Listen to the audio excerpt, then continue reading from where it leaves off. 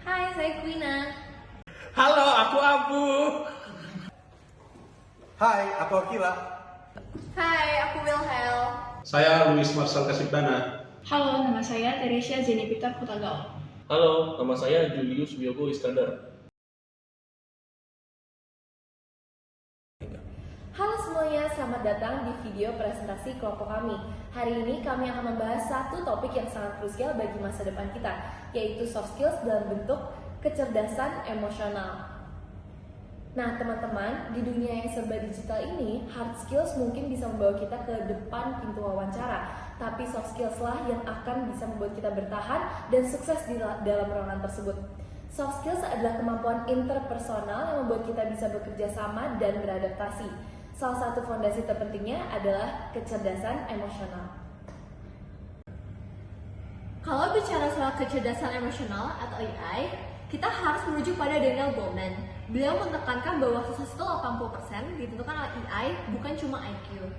Hari ini kita fokus dulu pada pilar pertama, yaitu self-awareness atau kesadaran diri.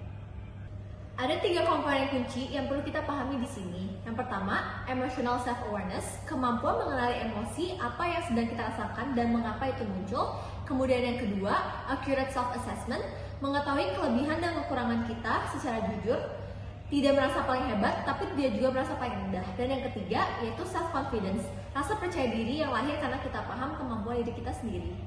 Nah Hel, seberapa relevan sih teori ini sama untuk nanti kita misalnya bekerja atau kita sekarang deh sebagai mahasiswa? Relevan banget sih Queen, soalnya kan sekarang tuh zaman penuh tekanan sosial, persaingan ketat. Nah orang tanpa self-awareness ini tuh gampang marah gitu, gampang ke-trigger, malah kena mental katanya. Dengan sadar diri, kita bisa mengontrol reaksi kita terhadap suatu masalah, bukan malah dikontrol oleh masalah itu sih. Oke, sekarang aku marah.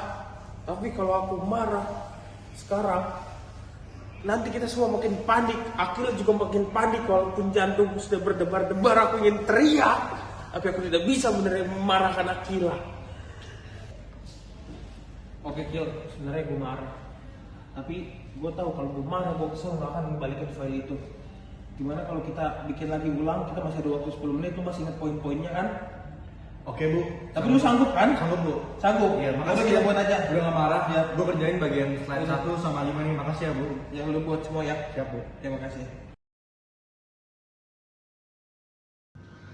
Oke, dari adegan tadi bisa kita lihat kalau self awareness itu merupakan sebuah rem sebelum emosi kita bertindak lebih jauh. Dan itu sangat berguna khususnya dalam kerja sama tim. Karena apabila suatu masalah diselesaikan dengan emosi yang meledak-ledak, maka masalah-masalah baru justru akan tercipta, alih-alih menyelesaikan sebuah masalah. Sebagai kesimpulan, memiliki soft skill terutama dalam pengelolaan kecerdasan emosional penting untuk kita sebagai investasi untuk masa depan, bukan hanya dalam dunia pendidikan dan masyarakat, tetapi juga bermanfaat bagi kita sendiri dalam pengelolaan emosional. Dengan kesadaran diri, kita bisa menjaga hubungan dengan baik dan menyelesaikan masalah dengan cara yang lebih dewasa.